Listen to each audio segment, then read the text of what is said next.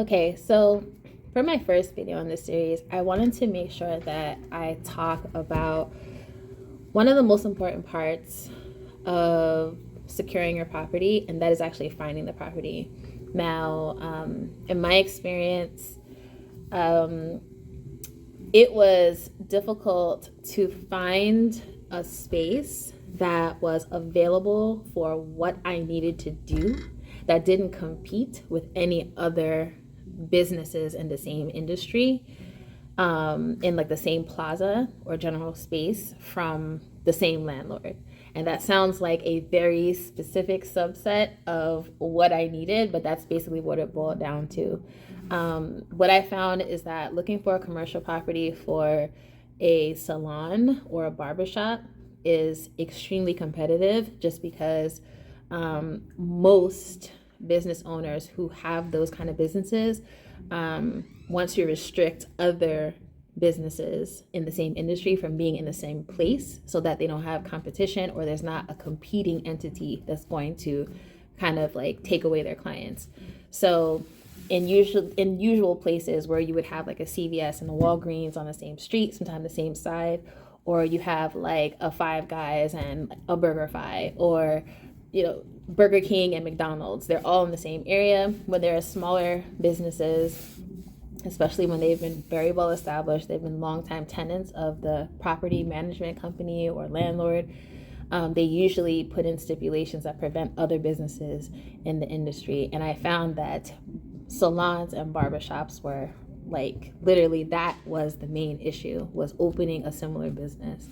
So there are websites that you can go to find properties. I would suggest looking for retail spaces and flex, but most likely retail, especially if you're looking for a storefront where you would have like signage and information on the glass and on the door. So retail, and then because you will not find barbershop and salon or even restaurant as a category, because it usually goes retail, industrial, office, medical, and I think maybe with one other that I can put so you can see it. So they have those general categories. And when it comes to specific businesses like salons and barbershops, you have to kind of look for what fits. And the one that I found the most space and opportunity were retail spaces. So now when it comes to retail, you want to make sure that the complex will allow you to be there. So one of the websites that I would recommend before I even get into what to say is crexy.com.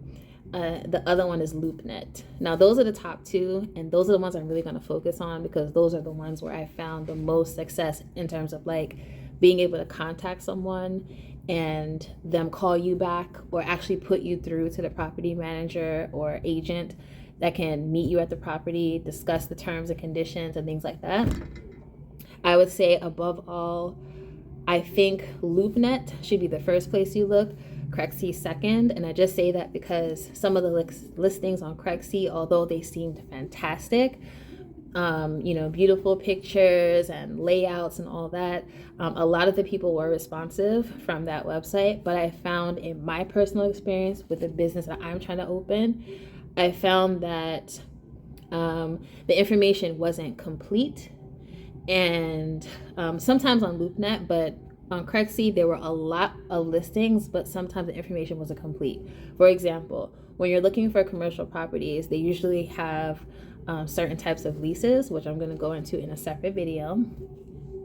And the way they list the pricing is usually price per square footage. In addition to price per square footage, there's usually something called CAM, which is like an additional fee that you would pay for common areas to be maintained. And I found that on Crexy, a lot of the listings that had really affordable rates per square footage had really high CAM fees, which were, again, common area maintenance fees. And they were not listed in the post. It was like such and such place, 1,250 square feet, 1170, like $11.70 per square footage. But when you call, they're like, everything sounds good. You go to them, you tell them what your budget is, so they know what your budget is before you get there. And then you go to ask them for the details so that you can kind of work out the numbers. And then you find out, oh, CAM is $10 per square foot. So then it's $10 plus the $11.70. So we're talking $21.70 per square foot. Now, if you're working with a bigger budget, that may not be like a big deal. But if you're trying to rent a space that's, let's say, 1,800 square feet, that amount, it comes into play, and it can affect your ability to be able to rent it and then do everything else you need to do. Because most spaces that you get, you will have to do some sort of renovation or like cosmetic things, and it all adds up. I can tell you from experience, in terms of fees, just to paint the space that was relatively like ready to open, just the colors and things that we want to change, just the paint, not labor, because my husband's providing the labor, was $300 and something. So that's just to give you an idea. So working our way back, Craigslist and LoopNet are the two websites that I would recommend. LoopNet, I would say, is the top for me. When you contact people, again, I do recommend for barbershops and salons, you look specifically under retail, but you can also look under office. You just have to make sure that the office is kind of set up in an area where you can open and have visibility, especially if you're opening a business like that where you want foot traffic. So if it's an office in an office building, it's going to be similar to having a suite in a building where you're hidden from outside, and you have to really depend on your ability to market, whether paid, which is inorganic. So if you're like trying to open a business and you're not going to be visible, you might not want to go that route. Let me just say that. You might want to be visible. So I would say pick an office that's in a plaza where you have a storefront. There are offices like that. Usually they were previous like law firms, insurance companies, doctor's offices, things like that. They have storefront and they're an office, so you can get them from the street and you can see them from the street. You can put your signage. But if it's like something where they say like 200 square feet or something like that, more than likely it's going to be a traditional office, meaning it has built out shelves normally. They have a shared reception area and bathroom. There's a carpet. They probably don't have access to water outside of the shared bathroom. So if you need to have shampoo bowls and things like that, that's already out of it. And if they allow you to have those things in your space, it's going to be much more expensive, because usually the bathrooms are not really situated in a way that makes it easy to hook up those things. So I would say if it was me and someone asked, retail first, office second. And if it's office, make sure you have access to the street or the plaza itself and not tucked inside of a building, because no one's going to find you and you're going to have to pump heavy ads or do lots and lots of marketing in order to get business. In addition to those things from Craigslist and LoopNet, I would say when you call people, just make sure that, my husband says I give too much information, but hey, it works for me. Give information, but give information that's pertinent to what you're trying to do. So again, if you're trying to open a salon or a barbershop, especially in a space that was not previously a salon or a barbershop, you want to make it known, hey, I'm opening this. So they already know right off the top that yes or no, they'll be able to do it. Do you allow this in the plaza? Can I do this and that? If you need water, can I have a water source hooked up? Whether, having a licensed plumber or not, that's between you and the landlord and agent. And also you want to you want to make sure that your business is well established. I don't know if it's necessary to have an LLC or an S Corp or anything like that, but I just know from my experience, lots of people asked me right off the bat, is your company available on Sunbiz? Do you have an LLC or otherwise? How long have you been in business? What do you do? Do you have clients? What's your website?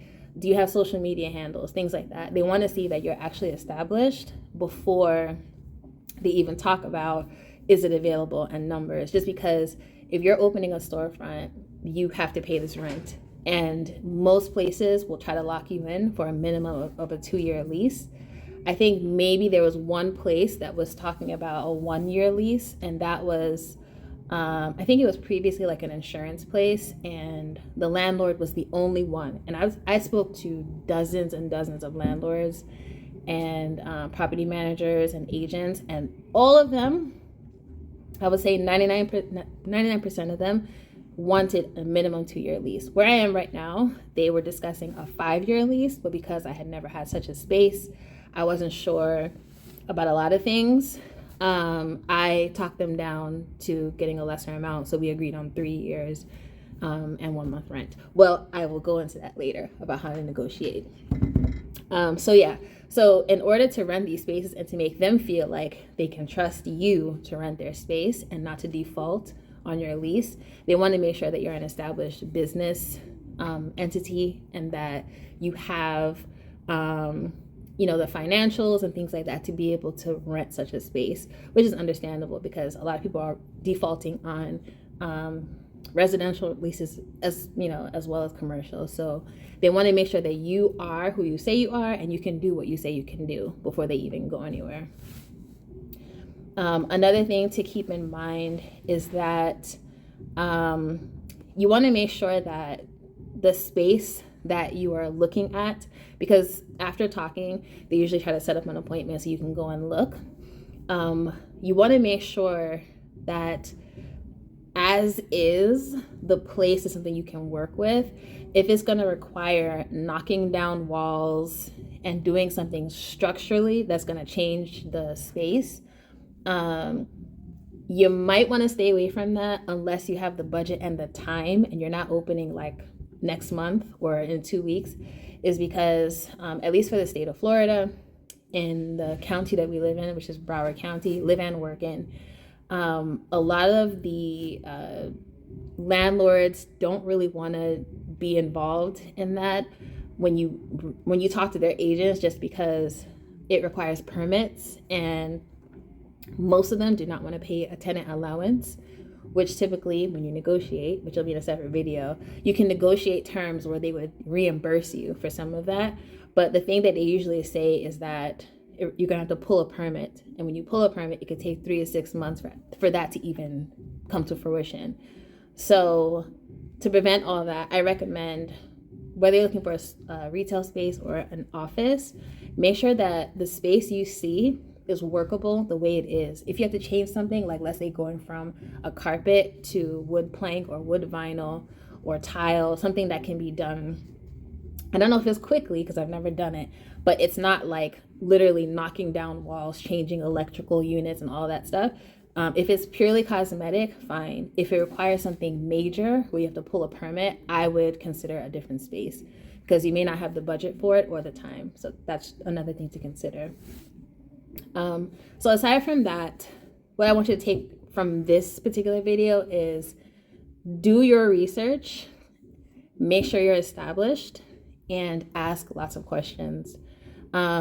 Be honest when you're on the phone, when you're talking to them, because you don't want to say like, oh, I'm just going to open like a space where we're not going to be doing certain things. And when you get in there, you have to do things. They may not allow you to do that. So be honest with what you need. And if they don't have what you need, move on. There's plenty of spaces out there. You will find one. And I'm telling you, as someone who spent a month plus looking for this space or a space like it, and I found one with 1 extra year, but I got 1 month off. I was able to get this reception desk, which priced online is at least $2,000.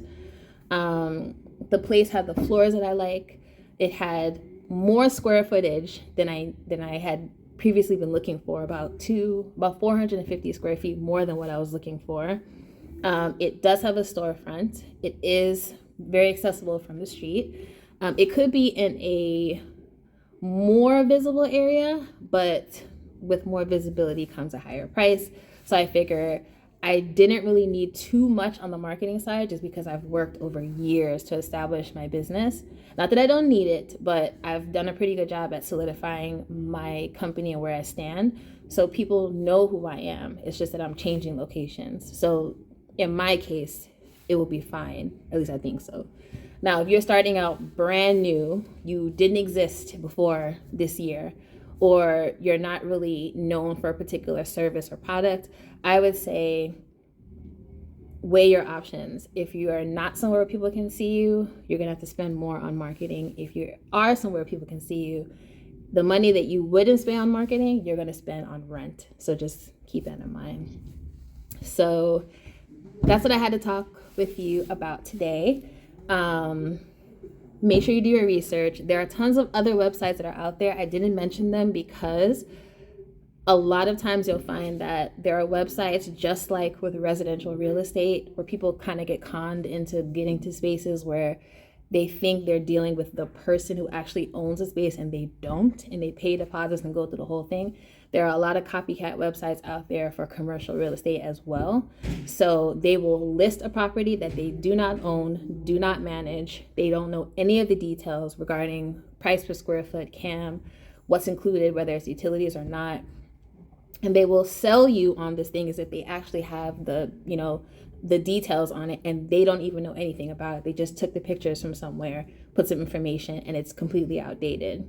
And when you call to speak to the people who actually own the property, none of that information is accurate or up to date. So Craigslist and LoopNet are my recommendation. Anywhere else like Craigslist and anything else out there, you really have to do your due diligence, as my family says, or at least take your time to really vet the property and everyone involved.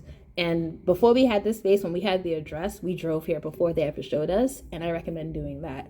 Drive to the spaces and then talk to the people so you can see what's going on in the area. Drive during the day, drive at night, see what kind of people are walking around, see what the neighborhood looks like, the streets, all that stuff. Parking is huge. You want to make sure you do all of that before you ever step foot into a property like this is what I'm going to rent, because there were spaces that we thought we liked, and then we drove up and we realized, wow, people are going to have to pay for parking, or it's going to be a disaster for one reason or another, and you don't want that, because ultimately you're opening a space for customers and you want them to feel welcome. You want it to be inviting, and you don't want it to be a hassle. Like, I would never open a storefront in Miami Beach. It's just, I wouldn't do that because it would be a hassle for everyone involved. So take all of that into consideration, do your research, and ask tons of questions.